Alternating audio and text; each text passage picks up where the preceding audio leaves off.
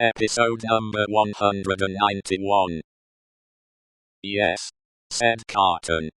I am not old, but my young way was never the way to age. Enough of me. And of me, I am sure, said Mr. Lorry. Are you going out? I'll walk with you to her gate. You know my vagabond and restless habits. If I should prowl about the streets a long time, don't be uneasy. I shall reappear in the morning. You go to the court tomorrow? Yes, unhappily.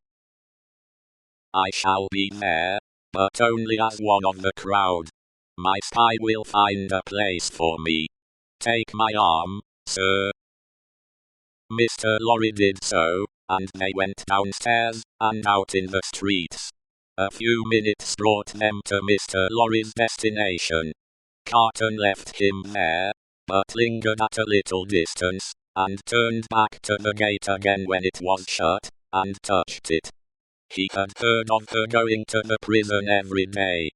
She came out here, he said, looking about him. Turned this way, must have trod on these stones often. Let me follow in her steps.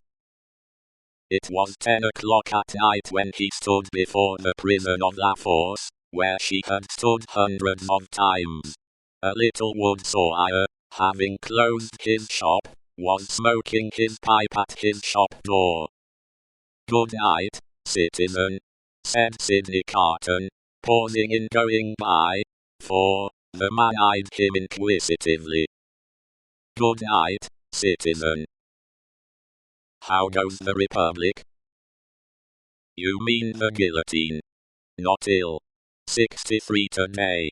We shall mount to 100 soon. Samson and his men complain sometimes of being exhausted. Ha, ha, ha. He is so droll, that Samson. Such a barber. Do you often go to see him? Shave? Always. Every day. What a barber. You have seen him at work? Never. Go and see him when he has a good batch. Figure this to yourself, citizen. He shaved the 63 today, in less than 2 pipes. Less than 2 pipes. Word of honor. As the grinning little man held out the pipe he was smoking, to explain how he timed the executioner, Carton was so sensible of a rising desire to strike the life out of him, that he turned away. But you are not English, said the wood sawyer, though you wear English dress. Yes, said Carton, pausing again, and answering over his shoulder. You speak like a Frenchman. I am an old student here. Aha, a perfect Frenchman. Good night, Englishman. Good night, citizen. But go and see that droll dog, the little man persisted, calling after him.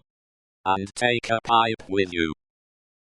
Sidney had not gone far out of sight, when he stopped in the middle of the street under a glimmering lamp, and wrote with his pencil on a scrap of paper.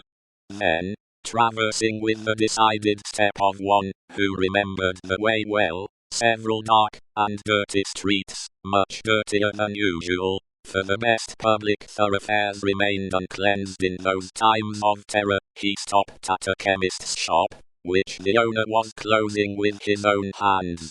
A small, dim, crooked shop, kept in a tortuous, uphill thoroughfare, by a small, dim, crooked man.